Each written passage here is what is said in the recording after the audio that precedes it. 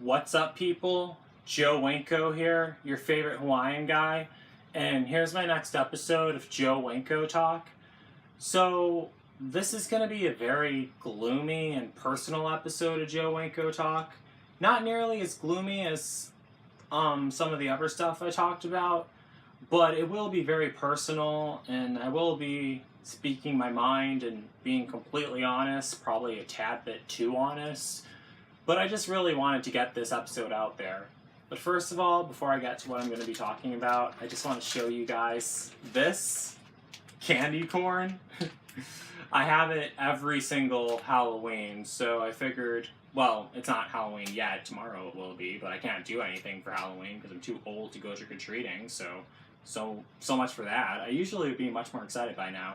But I have candy corn every Halloween. I gotta have it. It's a thing that I gotta have every single Halloween and feature it on Joe Winko Talk every single Halloween, which I will not stop doing every single October until I'm in the graves. So yeah, candy corn, and probably even after that, for all I know. Which brings us back to what I'm going to be talking about in this episode of Joe Winko Talk. So, as you all should definitely know by now, especially after this, I'm not quite normal at all. I'm not a normal 21-year-old man. I don't want to say I'm flawed, but I do have mental illnesses. I'm not like psycho or violent at all, but my mental illnesses do affect me. Well, mental conditions, that's what I prefer to call them, because I don't see them as illnesses at all. I see them as mental conditions that help me see the world for how it truly is. As I explained earlier, my mental conditions are autism, ADHD, borderline personality disorder, bipolar disorder, type 1 diabetes, which does affect my mind and does affect my mood, definitely. And for all I know, it probably also causes brain damage. And another thing that they suspected I had was paranoid schizophrenia. That's the only thing I've never been officially diagnosed with. My previous psychiatrist, they just had a hunch that I might, only because the visions of my uncle who passed away and the visions of my twin brother who also passed away, and also the sleep paralysis nightmares about my biological father. But my last psychiatrist I had, she doesn't think that I have paranoid schizophrenia at all. She just thinks that my autism mind is so powerful that it causes my imagination to be powerful, and that's when I have the visions of everything. Because those visions only happen when I'm alone. And when I'm alone, my mind really trips out and starts wandering when I'm not interacting with anyone. And it's usually very negative when that happens, really. But I don't get visions anymore. Haven't gotten them since I was sent to live down south with my adopted parents' relatives. Yeah, I'm alone a lot more than I thought I would be, but I don't really mind it at all. I like my alone time, really. I mean, I wish I had a friend to spend time with, but yeah, you gotta take what you got. So in a few episodes, how my mental conditions have really affected me, because as I said, I'm not psycho or violent at all. The main thing I noticed is they cause me to have very strange fascinations with stuff, and very strange obsessions with certain things. I never get obsessed with people, but I do get obsessed with things very often, like certain things and everything, but I never get obsessed with people, and I never stalk people either. Why the hell would I want to do that? But the main thing it causes is they don't really have me react to stress very well. That's what a normal-minded person would say. I mean, to me it makes perfect sense, but to a normal-minded person it doesn't. Because I end up putting myself in very dangerous situations when I'm under stress, and to me it makes perfect sense why I do all that, but to a normal-minded person it doesn't. because I don't really fear death at all. And I have explained this in a few episodes of Joe Winko Talk, like my suicide story of 2014, my Arkansas runaway story, and my necrophiliac story. I'm not a necrophiliac, just in case you're all wondering. The reason why it's called my necrophiliac story is because I ran into a guy who was a necrophiliac. I'll have those in the pinned comments. But another thing people don't really seem to understand is they think that I'm not aware of how dangerous those situations are, and they think I'm not aware of how dangerous they are, and they think I'm not aware that I'm putting myself in dangerous situations. But the truth is, I absolutely am aware of how dangerous those are. Like when I went to meet the guy at the abandoned parking lot who was going to take me to Arkansas back in 2015, and when I actually did go to Arkansas back in summer 2017 with a random stranger I met off of Craigslist, I did know how dangerous that was. But the thing was, I just didn't care, because I just figured, okay, if this guy is going to like cut me up or stab me to death or cut my throat or shoot me, he better do it fast, because at 6'3" and 155 pounds, if you try like taking down a guy that big, you gotta take him out fast. So I wasn't really afraid of anything, because another thing is, I don't really fear death, really. And that's the thing. I know a lot of people find that very disturbing, because that's very unnatural, because it's human instinct for people to stay alive and not to die and everything, but that's seriously how I am. And however, I'm still alive right now, obviously, and my life is going good, really. I mean, there's still some stuff I'm missing in it, but it's going good, a lot better than it was. I'm finally living down south where I always wanted to be. I didn't really get here the way I intended, but I'm still here anyway, and that's what matters. And I'm absolutely loving it here. Living with my adoptive parents' relatives. They didn't let me die in the forest in North Carolina because my adoptive parents are very religious, and they thought that with them knowing that I was going to run off to a forest in North Carolina and get killed by a tornado, did an episode of Joe Winko Talk about that, link in the pinned comments. They thought that God would punish them for it and send them to hell for it, because it would be all their fault, which it totally would be, because they let me become homeless. And that's the reason why I'm still here right now. And I know that for sure, because they have explained that to me numerous times, even on the phone, right when I was dropped off here. However, I do, deep down inside, I kind of have this gut feeling, and I know everyone kind of has this. I have this gut feeling that one day my luck will run out. I already stated I can't hold a job at all due to my mental conditions. Another thing you guys should all know about by now, especially after watching those videos. And I feel like one day my luck will run out. I'll have no place to go. I'll have no place to live. I'll just be lost out on the streets. And the thing is, I wouldn't be out on the streets for very long, at least a lot out on streets alive, because I'd eventually die of my type 1 diabetes and not having access to insulin, because that's what would happen. That would only take 5 to 8 days to happen. I explained the whole process of that in an episode of Joe Winko Talk, How Did Joe Die? I'll have to link to that in the pinned comments. I told you this was going to be a gloomy episode. And, you know, I honestly accepted it, really. And it doesn't really bother me at all that there's a chance of that happening, probably even sooner than I think, or I have no idea, really, but it doesn't really bother me at all.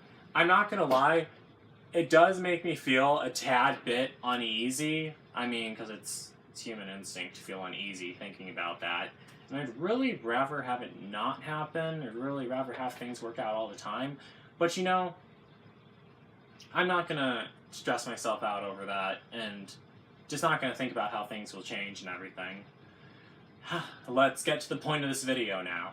So, the point is, people always tell me, oh, well, go on therapy, go on medication, so then you can get a job and take care of yourself and don't have to worry about becoming homeless and dying on the streets. Have you guys, I wonder, has anyone ever walked up to a homeless guy out on the streets and told him that? Or told her that? What kind of reaction did you get? I'm very curious. I'd be surprised you were still alive. Gosh.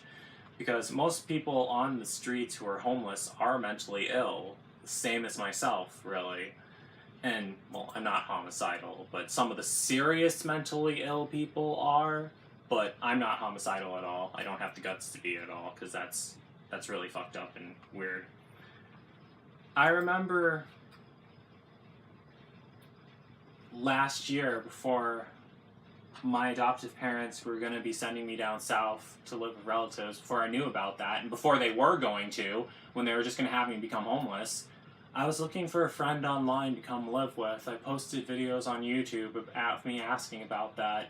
I was explaining my life situation while I was back in my apartment in Wisconsin, saying that I was going to become homeless and that I was looking for a friend to go live with, or, well, really a lover, but let's just refer to them as a friend to go live with and everything. And that's honestly what my adoptive parents did for me 10 years ago. They found my Uncle Romario online, because I was looking for a friend online to go live with, but they found my Uncle Romario online, and they sent me off to live with him. And it was 10 years ago, because it was in December of 2007. And you know, I really thought I was going to become homeless and die back then, because I knew there was a possibility of not finding what I was looking for, and that's how normal people's minds do this too, but so does autism minds. I went to the worst case scenario, and I was okay with it, but at least I still tried. That's what stuck with me. At least I still tried. So, yeah, but it didn't work out, and I never found a friend to go live with at all, really, but I'm living with my adoptive parents' relatives now.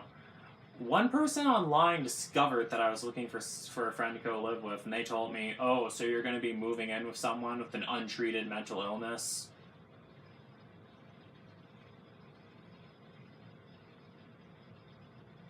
So I was like, untreated? What the hell makes you think that my mental conditions are untreated? I mean, there's no way to... I've been in therapy for a really long time, and it never worked out. In all honesty, it really makes things worse, and it gets me more pissed off about stuff. And to start with, let's start with the pills. I'm on medication right now. This medication, I think it's called Vyvanse or some shit like that. It's supposed to help with my concentration, and it does not alter my thoughts at all. It absolutely doesn't. It doesn't help with my concentration either. But it does not alter my thoughts at all. Like, no pill will ever alter your thoughts. I've been on many medications, yeah, they alter your mood, and they alter chemicals in your body to make you hyper, or make you happy, or make you excited. But you know, what happens is, like, sometimes they'll work fine, and then eventually they'll just lose their effect. That's happened with every single medication I've ever been on. Either they work fine and lose their effect, or they just don't work at all. So medication really doesn't have an effect on me. Right now I'm on Vyvanse, I think that's what it's called. It's supposed to help with my concentration, and I thought it would motivate me more to make my Sims 2 scary videos. It goes back to last episode of Joe Winko Talk. But you know, it did not. And the reason why I didn't want to make my old episodes of the reason why I didn't want to make my Sims 2 videos is, well, I explained it in last episode of Joe Winko Talk, because no one was donating to my GoFundMe, everyone was bugging me about them, and no one was paying attention to the deeper meanings behind my videos, and no one was understanding that the whole point of those videos is for people to get to know me more. So that's the reason why I didn't feel like making them, and I kind of knew all that back then, and I felt really bummed out because no one donated to my GoFundMe at all, but it doesn't matter, really. Even after I got my gaming laptop, because the friend I met and went on a date with got it for me, I still didn't feel like making them, really. The point is, you cannot cure a person's thoughts with pills, and you cannot cure or treat mental illness with pills. Like, well, I take that back, treating mental illness, because some people respond very good to pills. Like, some people just have chemical imbalances that, like, have them thrown out of line, and then they need those pills to help them and everything. And some people respond okay to them, some people respond good to them. But that's not me. That's definitely not me.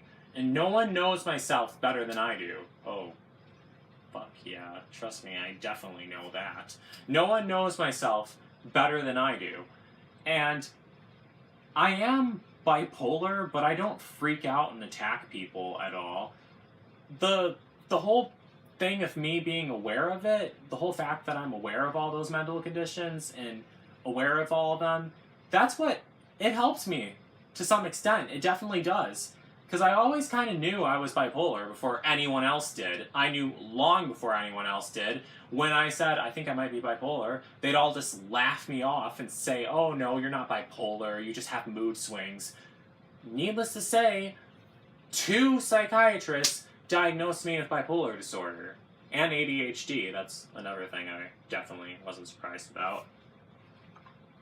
Back in middle school, I was on these antidepressant meds because I was really upset because it was back in 2010 in 8th grade when I had to leave the Dominican Republic because my uncle Romario went into a coma from brain cancer. These meds made me very hyper, and I just felt so much energy. And then I was like really goofy and laughing and everything, and I always would try to make people laugh in 8th grade, and I'd always be like really hyper, kind of like Pinkie Pie from My Little Pony Friendship is Magic. Yeah, in My Little Pony Friendship is Magic, it's cute, but in real life, when it's me acting up like that, no one really ever appreciated it at all. Everyone in middle school hated me, and they thought I was crazy and annoying. And you know, the sad thing was, they were absolutely true. But it wasn't really my fault, though. It was because a bunch of fucked up psychiatrists were putting me on meds, not listening to a single damn thing I was saying to them either. And even if I wasn't on the meds, they still would have hated me anyway. But still, afterwards, after those days at school, what it was like is I would go into middle school really hyper, trying to talk to people and try to tell them jokes and make them laugh, be all happy and excited like Pinkie Pie. They would get really annoyed. They'd start bashing me. I would think it was funny at first, and then they'd start like bashing me and saying mean stuff, saying that I'm fucking crazy and everything, like quote unquote fucking crazy. And afterward, I'd go home. The meds would wear off by then, and then I would think of all that happened, and then I would just feel absolutely horrible for the rest of the afternoon, and then I felt like my life was so boring and that it wasn't going anywhere and everything, and I was just like, what the hell? And another thing was, my psychiatrist, they did not want to put me on bipolar medication because they were worried about the side effects. That's another thing. Like, for example, my medication that I'm on right now, it causes loss of appetite and weight loss. Naturally, I do not eat that much, but this, I went 5 whole days without eating because I was on this medication. And, you know, I didn't feel hungry at all, didn't feel like eating at all, and I just didn't notice, so I just went on. But eventually I just felt like this massive weight was just pulling me down, and I just felt like none of my muscles were working at all, and I just felt like I couldn't really like unfold my arm that much or my legs, and then I was like felt so heavy and everything, and then I finally realized, oh, I haven't eaten in a while, now I have to go eat something. And then that's what I do, and even then I wouldn't eat that much, and my immune system was starting to act up, which caused skin discoloration, because that's one immune response from, well, it has something to do with diabetes, like the pigment in your skin. Well, it's not really diabetes, it's something else. The pigment in your skin starts goofing up when your immune system is very low. It's a long story, don't make me explain it. But medication can really goof someone up and have side effects. I've heard that some people are changed forever because the medication was bad. And most people, and also another thing, one psychiatrist said no to anti-hallucination medications for me when I told her about the visions of the dead man walking in the tornadoes and how the psychic told me I was going to be killed in the tornadoes. She didn't want to give those to me because she thought they would have an adverse effect. They'd have a really bad adverse effect, and she was worried about that. And she said that's not stuff to play around with. We only give that to people who are in serious danger from their visions. But nothing I really did was serious for my visions. Like, when I had the vision of the tornado at Walmart, all I did was freak out. But the thing is, like, no one was interacting with me at all. I was up for 2 whole days during that time. It was 5 a.m. I was really tired and out of it when I had the vision of the tornado at Walmart, and, like, no one was interacting with me for 2 whole days. And, you know, it kind of made me snap a bit. But then after I freaked out when I saw the tornado, like, I calmed down immediately because the tornado disappeared because everyone was aware of me, and then I was aware that they were aware of me, and then I was focusing on them instead, and then I just kind of came out of that fog in my mind, and that's how it was, really. And I know a lot of people are going to type in, oh, so you're just a bitch who's trying to get attention. No. No, I'm not. That's really mean, and you should shut up and get the hell off this video, because you're really stupid if you honestly think that.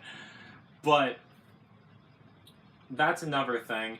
And you know, meds, sometimes they can bring you down and do more damage than they already can. Because I remember when I was on the road trip to Arkansas, when I was at Paradise Garden Cemetery, I forgot to take my medication.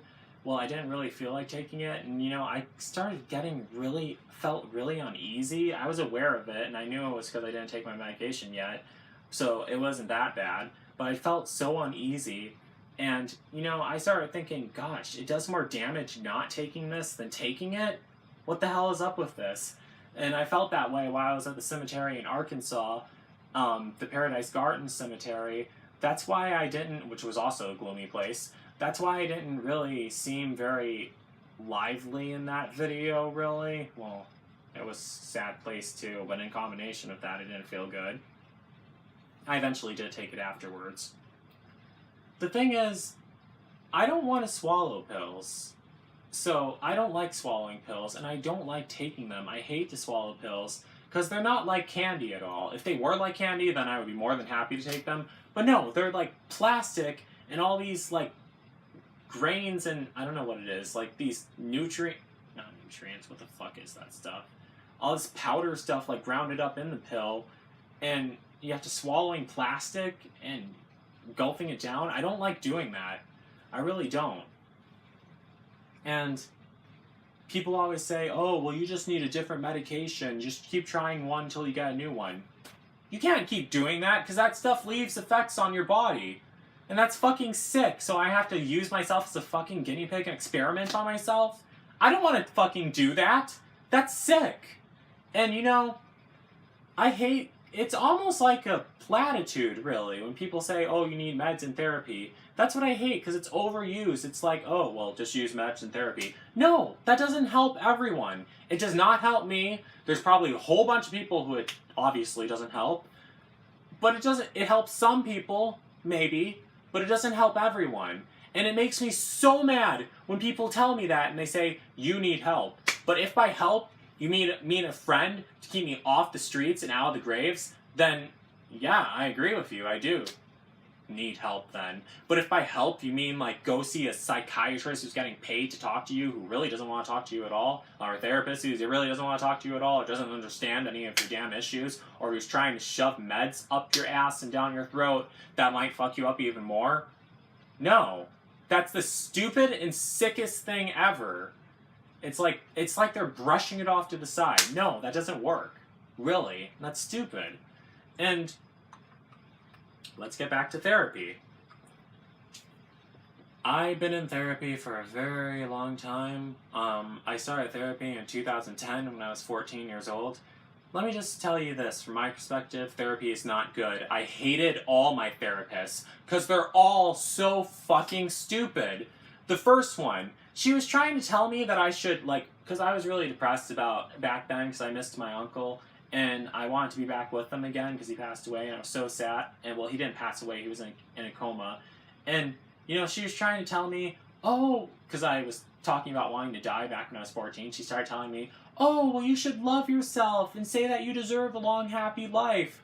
And you know, I didn't really understand it much when I was 14 years old.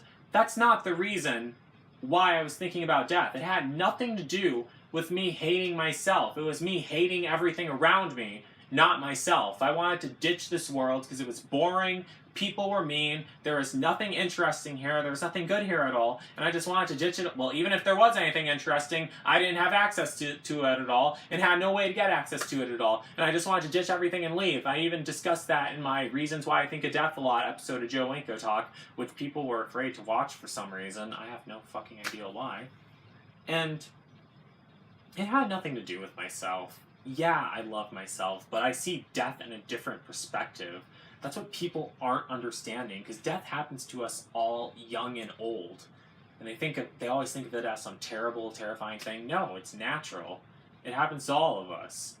I mean, yeah, I really would prefer to live instead. That's exactly what I'm trying to do, but everyone keeps tearing me down for trying to do that. And by that, I mean, like, I post in a lot of relationship groups saying that I'm looking for a lover or partner to share their home and life with me. And then people just bash me and rip me apart. Like, they say, oh, you're so stupid, you're trying to use someone. And they say, oh, that's not how a relationship is. Even earlier, this one stupid... Okay, I should just chill. This one guy typed on my video of, like, what I'm looking for, like, in a submissive lover. He said, well, I don't know what you're going to contribute to the relationship. How about company?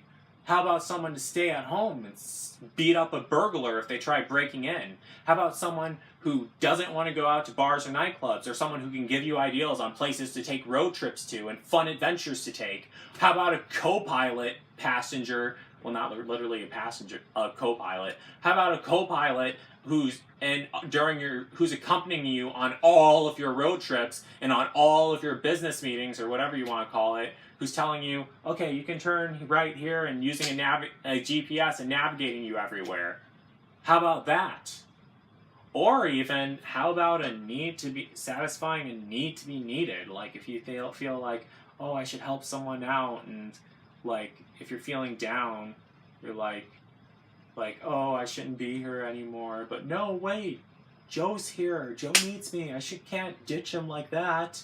Gosh, like that, really.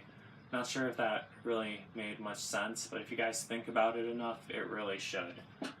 I know that might sound a tad bit cheesy, but it's absolutely true, really. And the reason why I don't think a death is a horrible thing, like, trust me, I am trying to avoid it, and I'm not suicidal at all. The reason why I don't think a death is a horrible thing is because I believe in an afterlife. Like, I know there is an afterlife because I had a dream that I'd been there. And even the psychic told me that the last thing she saw was me waking up on a beach, and she said she knew this beach wasn't anywhere on Earth and didn't exist anywhere on Earth. One other therapist, recently in 2016, he said I was being a brat and disrespectful to my adoptive parents, and he was just pissing me off. Really much, really, because he didn't even understand the full story at all. He was being an absolute jerk, and it was like he was going like, oh, well, I think you're disrespecting your adoptive parents. Like, that's exactly how he said it. That's exactly how it said it. And that tone, the way he said it, it's like he was making fun of my situation. That made me mad. That made me very, very mad. And siding with my adoptive parents and everything. And he just made me so mad that one day I just got so pissed off at him and started cursing him out. And he told me to leave or else he'd call 911 on me, and I just got up and left. See, I'm not as crazy or deranged as you all think I am. I left then. I definitely left then. And I was more than happy to leave, really, because there was no point.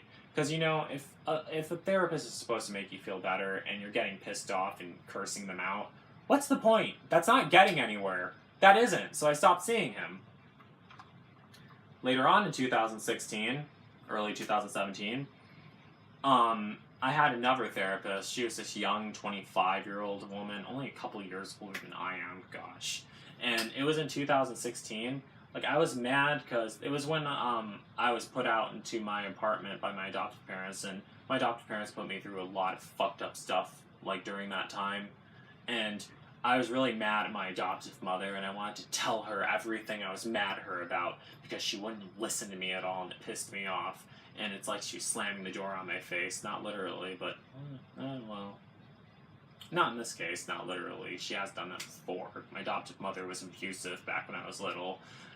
She never hit me hard enough to leave a bruise, but she was abusive, because she always would slap me around whenever I said something she didn't like. And people, and like one idiot on OkCupid told me, oh, maybe you were just a bad kid. What if I slapped you because you said something I didn't like? Just because you're doing it to a kid there's no excuse for that. No parent should be allowed to slap their kids around at all. And especially if the kids aren't really theirs in the first place. And getting back to this stupid dumb blonde therapist, oh yeah, she was a blonde too. Like stereotypical dumb blonde.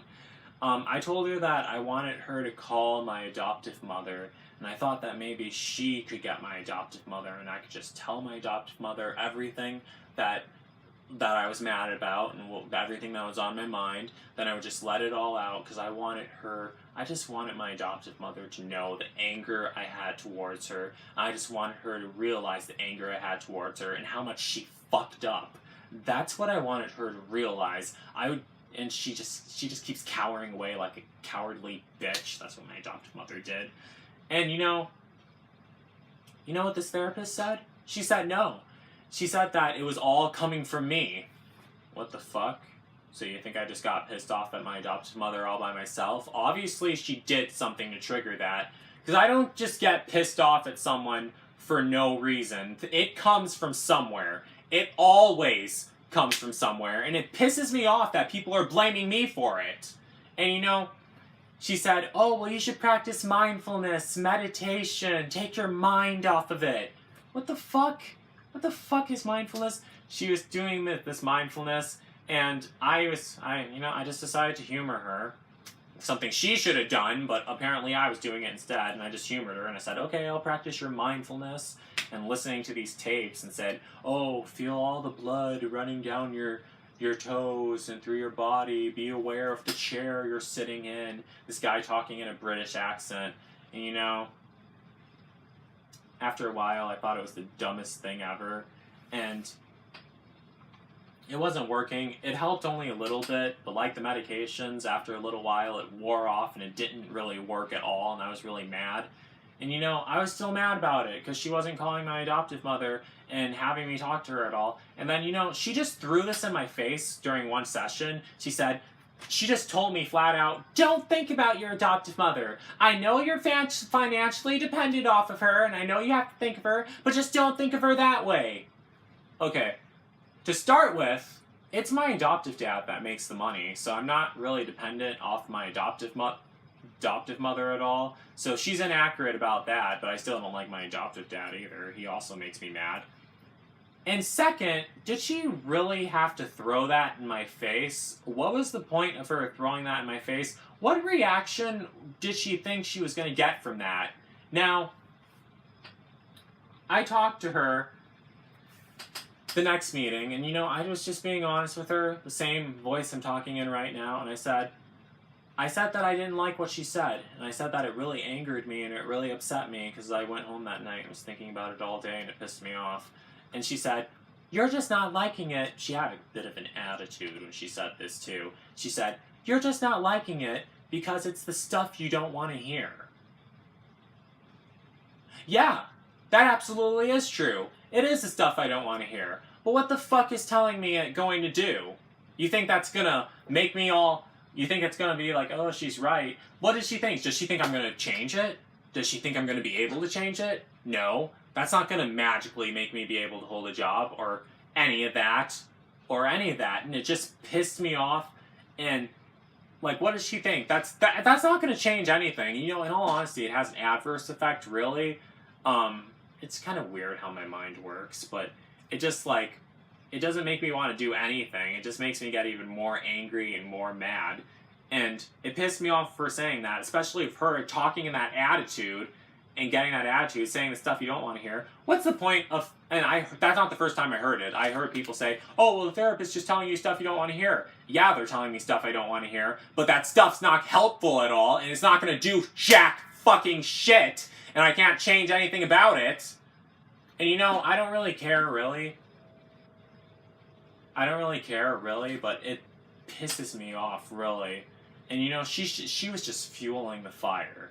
That's what she was doing. She was just fueling the fire. You know, eventually I stopped seeing her. Because I did call her and tell her I wanted to stop seeing her because she made me really mad. But then she didn't want me to stop seeing her, not yet, but I'll tell you how I did. So I got really mad, and you know, I decided to do something creative with all that anger instead. So I wrote a story about me finding a witchcraft spell online and summoning a magic and bringing a magic scarecrow to life. Then I lose control of the magic scarecrow, and then it hunts her down and it rapes and murders her. I know that sounds absolutely psycho, but that's what I did because I was so angry, and I wanted to show her how angry I was at her and how, no, you can't fuck around with me like that. I'm a human, I have feelings, I get mad. That's not helpful to me at all. That's not helpful. It's not helpful for you to get an attitude. That's what I was trying to prove to her, because apparently the fucking point didn't get to her head earlier. And then I didn't read the story to her, but I did have it printed out with me. I was going to if she really wanted to hear it. And then I just told her, but I just told her exactly, I gave her a synopsis and I said, I wrote a story about you because you made me mad. And I looked her in the eye and I said, what happens in the story is I summon up a magic scarecrow, then I lose control of the magic scarecrow, and then he hunts you down and rapes and murders you. And you know, she, right then, she just stared at me for like a couple seconds. And she says, you know, she sounded kind of assertive when she said this. She said, you know, I really can't help you at all. I really think you should just leave. We should just cancel, because this isn't helping you at all. Of course it's not helping me. And she just told me to get out and leave, and then I was more than happy I just got out and left. Because, you know, she wasn't helping me. She was making things worse, obviously. That's an experience I had with many therapists. Because, you know, it's personal stuff, and they're criticizing you and judging you without even understanding anything. Because none of these therapists understand how my mind works at all. Absolutely none of them. They were trained with autism, that's what they claim to. But I don't just have autism. I have autism, ADHD, borderline personality disorder, bipolar disorder. And you know, all of those, it's not like it's just 5 separate things. All of those intersect like a bunch of snakes crawling around each other, like multi-vortex tornadoes. They all like intersect. They don't just run parallel. They all blend in and they all affect everything. So that's very difficult for someone to work with. And you know, it just doesn't work, really, and it makes me mad.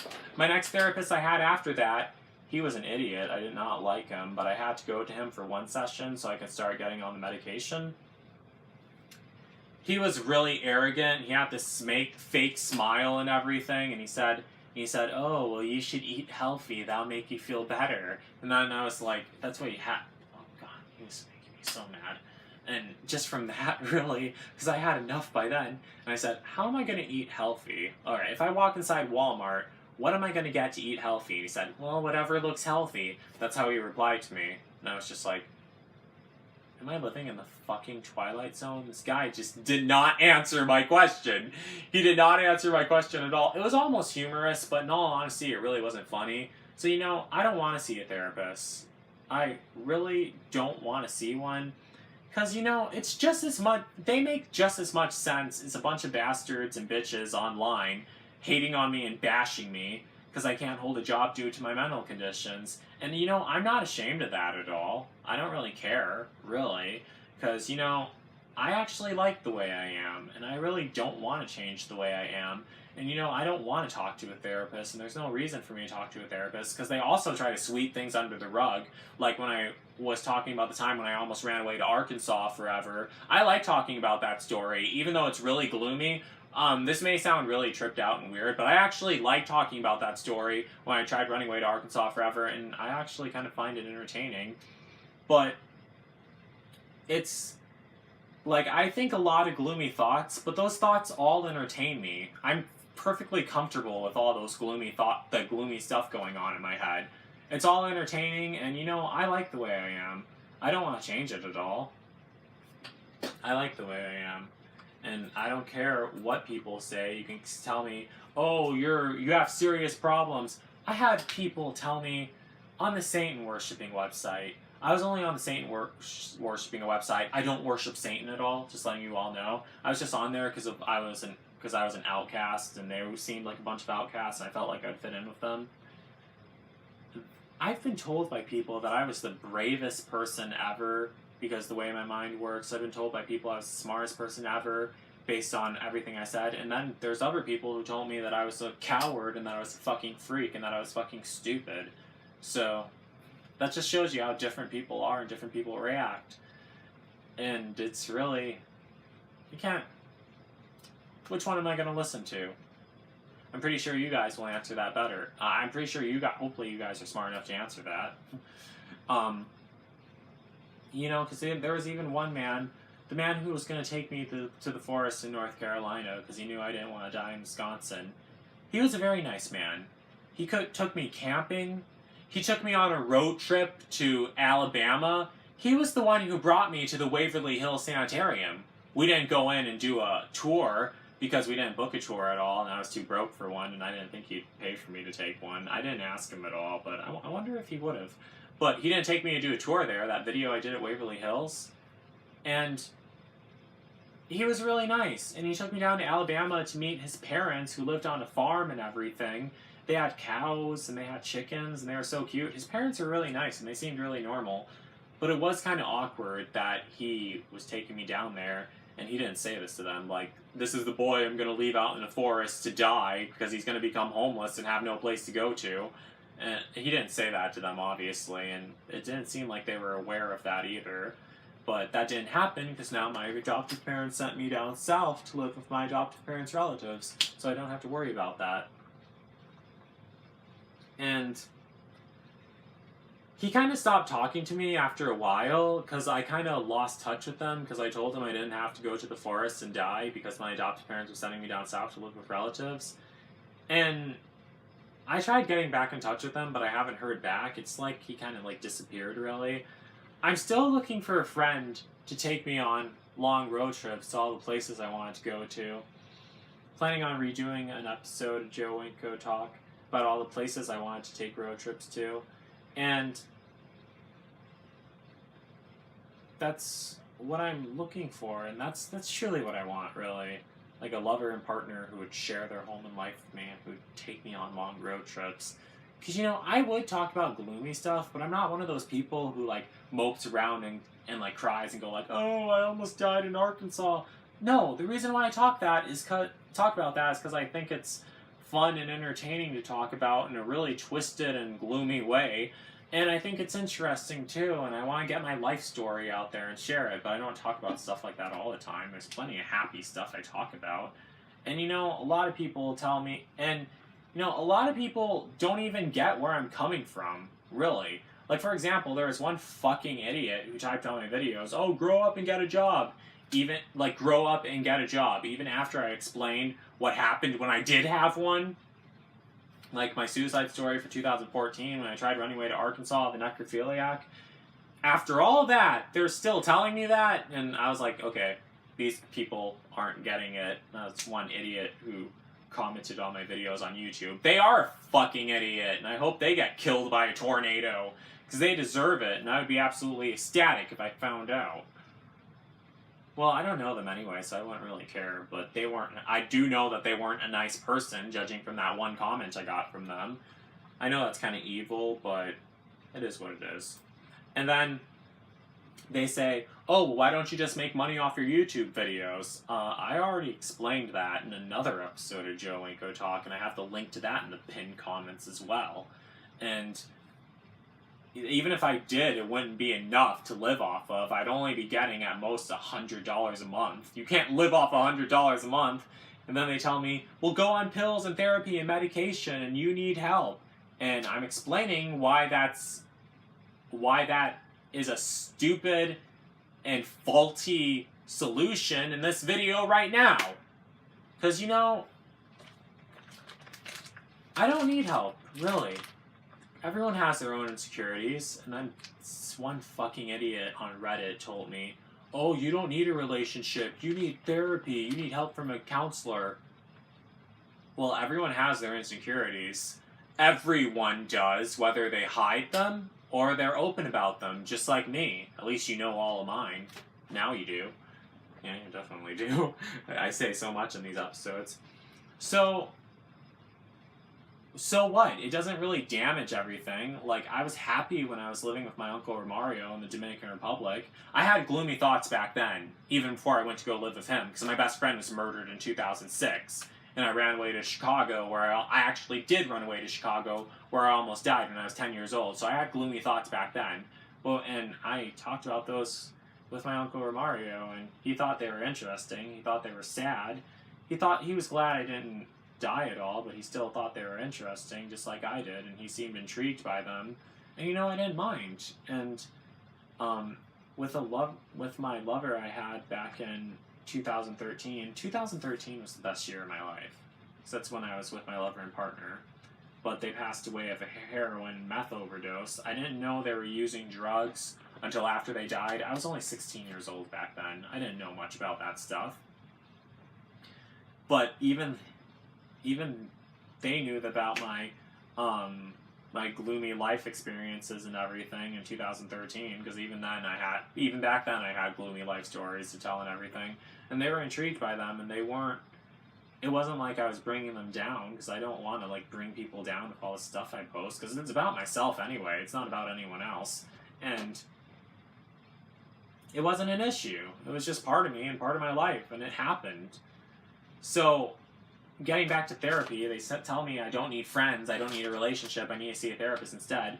So instead of one person who I can connect with and actually like and have a bond with, and who isn't paid to be with me at all, you want me to go see a person who's paid to talk to me and listen to my problems when they really don't give a toss about my problems and are just there to get a fucking paycheck and don't care about my well-being in the first place?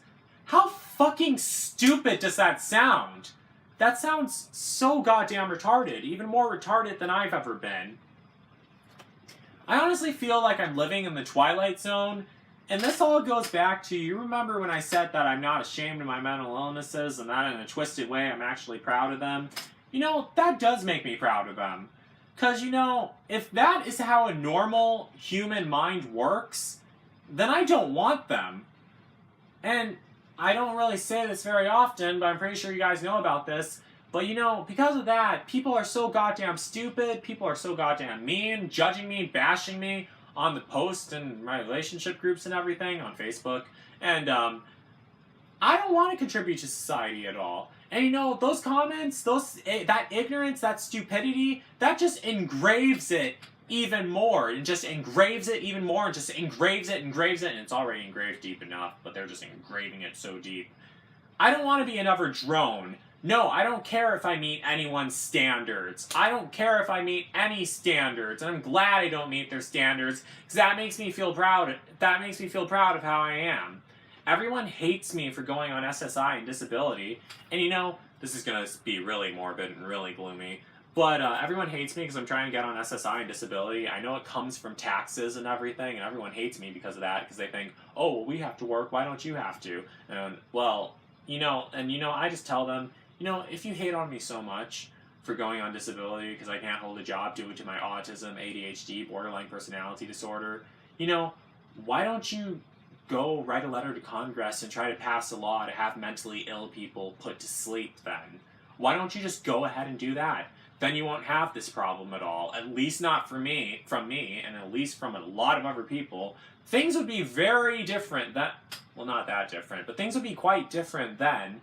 Like, if they told me, if they told me that they were going to put me to sleep, they said, oh, you can't hold a job at all, oh, we don't want you to be on disability and SSI, we will have you euthanized and put to sleep, because that's when they inject you with a sleeping pill, so you fall asleep, then they inject you with pain medicine, so you can't feel any pain, then they inject you with the lethal injection, so you die, so I wouldn't be aware of it at all, I would just be falling asleep and be put to sleep, and then I would be dead. But you know, if they told me that, I would be so disgusted, and, well, disgusted, it is kind of a contradiction, but if people, like, were that careless, people really are that careless, too. The only reason why they don't do that is because there's no law like that exists yet.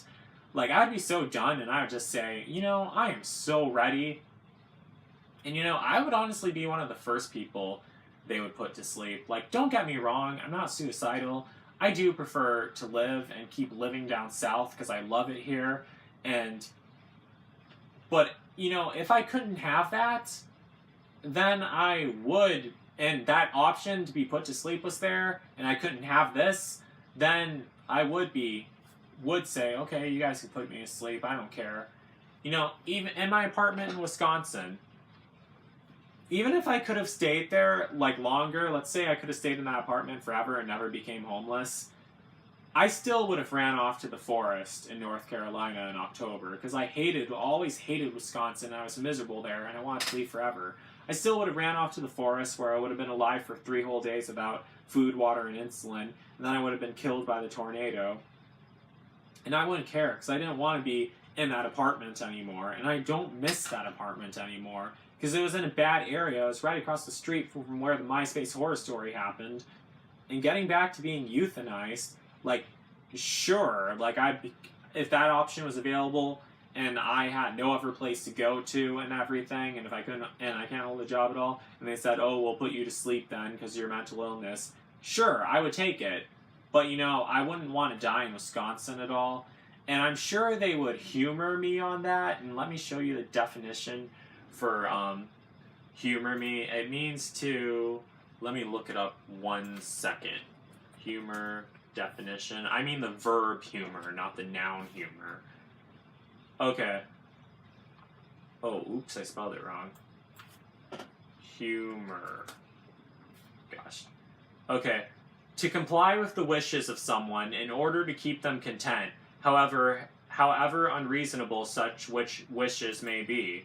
So, like, if they told me they were going to put me to sleep and I told them, no, I don't want to die in Wisconsin, I do not want to die here, take me out of state, I'm pretty sure, oh god, especially in the state of Wisconsin, they'd be more than happy to ship me out of state to some hospital in another state, probably somewhere down in Arkansas, so, I don't have to die in their state, and so it doesn't have to be on them. And they honestly would be more than happy.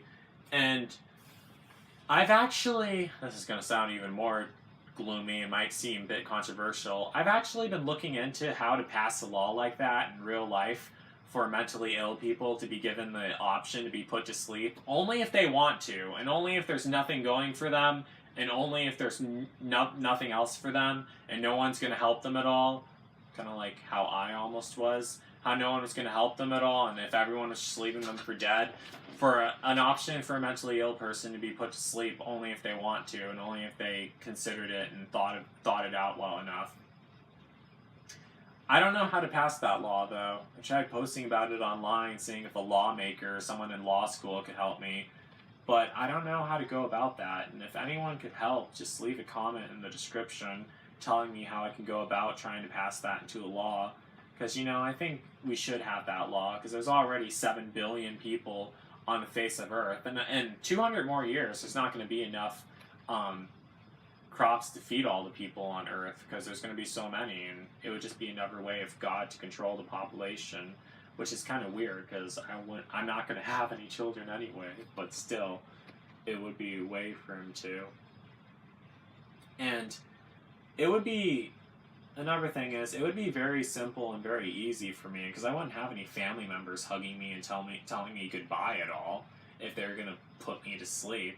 The only reason why I'm still alive right now is because my adoptive parents, they believe in God, and if they, and they told me that if they would have had me become homeless, and if I would have died in North Carolina, God would have thought it was all their fault, which it totally would have been, and then he would have sent them to hell for it, and they explained that to me so many times.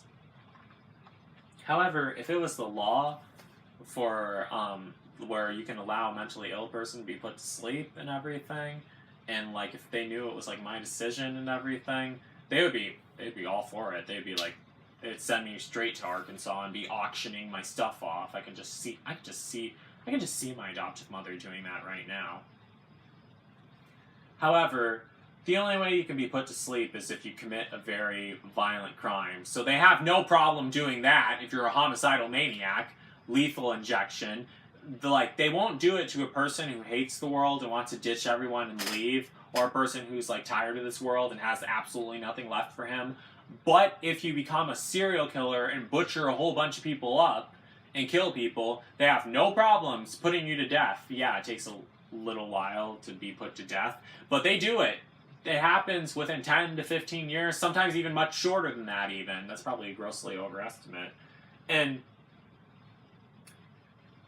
people get mad at me about having to be on SSI and trying to get on disability in SSI, and I know it comes from the taxes, but, you know, little do you know, apparently, your taxes are going to much stupider stuff than keeping me barely off the streets. They're going to Donald Trump's vacation in Mar-a-Lago and other stupid shit like that. But that's exactly what your taxes are paying for. More than that, because his vacations to Mar-a-Lago are much, much more than what I would get in disability. Seriously.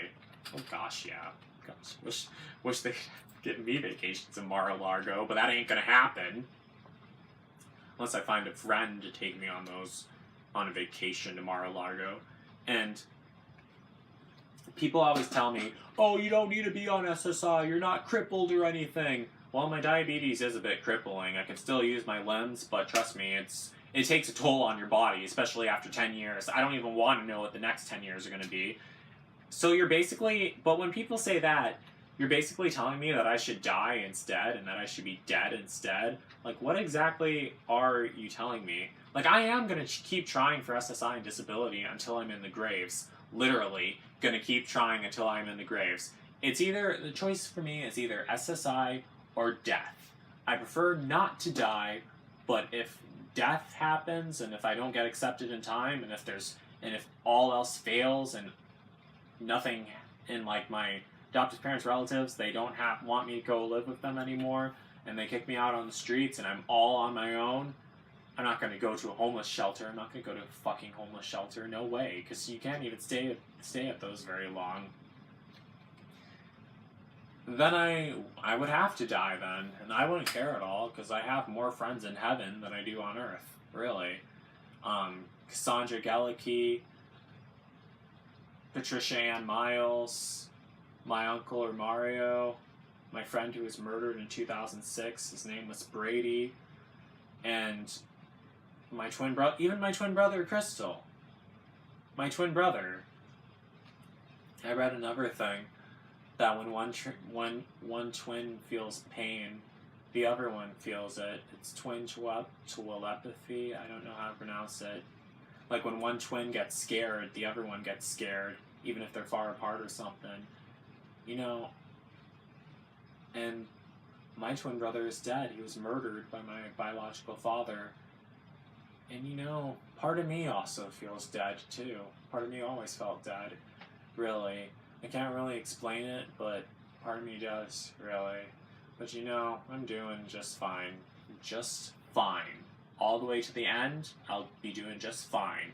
If I'm out there on those streets with no insulin and you see me shriveled up, dying, eyes are red and pulsating and like confused and dazed, I am just fine. Hopefully that doesn't happen, but if it does, I'll be just fine all the way to the end. Really. I prefer not for that to happen. That's what I'm trying to do, obviously. Anyone who says that I'm not is crazy, or crazier than I am. But I don't mind being crazy, though. I'm glad I am, actually. Because as I said, those mental conditions help me see the world for how they truly is and help me understand things for how they truly is. And I really shouldn't be talking about this so much overall, because I am down south, where I always wanted to be and where I am happy. The past couple of days here has been kind of cold, not nearly as cold as Wisconsin. No snow or anything like that. Just been too cold for me to go out and ride my bike. But I really just wanted to let this whole story out and get this all out there. But I really should be outside once it gets warmer. It's supposed to get back warm, because it never really gets cold here that often. And I should just look on the bright side. Down south, warm outside, palm trees. Every single time I see one, I feel like I'm in the presence of the spirit of my uncle Mario who passed away. And I should just enjoy my life here and what I have now. And try to get myself some more time. That's definitely what I'm trying to do with posting this video. That's another thing. Like someone will see this video and says, oh, this guy's trying. Maybe I should reach out and help him. It kind of is a cry for help in terms of that, really, but that's really a cry for help, really. Not really begging, really, because I don't beg. I don't want to say, oh, please don't let me go out on the streets and die and become homeless, because I really don't care. I mean, I prefer not to, but you know, if it happens and there's no one out there to help me, I'd be so angry and I'd just let my impulses fly out of control and then I would just wander off and eventually end up dying, and that's exactly what would happen. But it's not happening right now, because I'm not homeless right now, and that's a good thing, really. I do understand that one day my luck might run out, unless I find a friend to keep me off, a friend or a lover or partner and keep me off the out of the graves and off the streets and everything. Or I might just end up dying some random way instead, but I don't care. I don't think I'll last too long because of my type 1 diabetes. It really does take a toll on my body. But, you know, I've already had a really long time here. I mean, I know people might say I'm crazy, but I lived for 21 years, going on 22 years on December 5th. And, you know, I probably have another 10 or 15 after that. And, you know, that's all the time I really need, really. Because, you know, I already get it. This whole world, how it works and everything. Capitalism, other fucking shit like that. Stuff I see on the internet every day. How I see people in real life. I already get it. Trust me, I definitely already get it. People are going to say, no, you don't. Trust me, I already do. I already got it back then. It's just as I live on, like, the stuff just gets confirmed and, like, said, okay, yeah, you were right about this, you're right about that. I'm always right about everything. That's another thing about me. And this video might freak out some people, like my potential friend or my potential lover and partner who sees this video, because they might say, okay, this guy has some serious problems, I should just run off. But, you know, at least they see me for my true form. That's what I want. And, you know, a really nice person who's really meant to be there for me wouldn't really mind at all what I'm talking about right now. Probably might think it actually makes sense even. And because that's the point of my YouTube channel. It's always been the point of my YouTube channel, for you guys to get to know me more. Seriously. And that's always been the point. But that's it for... I'm not going to focus on that. Just going to enjoy the time I have here now. Try to get more, but enjoy the time I have here now. Enjoy my life, and just get this story out too, and get it out of my system. So it's there, so you guys know what's going on in my little autism mind. And, you know, that's basically it. So, I'm almost at an hour right now, I think. So that's it for this episode of Joe Winko Talk. Don't forget to like, don't forget to comment, don't forget to subscribe, and don't forget to like me on Facebook and follow me on Twitter, Instagram, and Tumblr. So that's it. Peace out, people.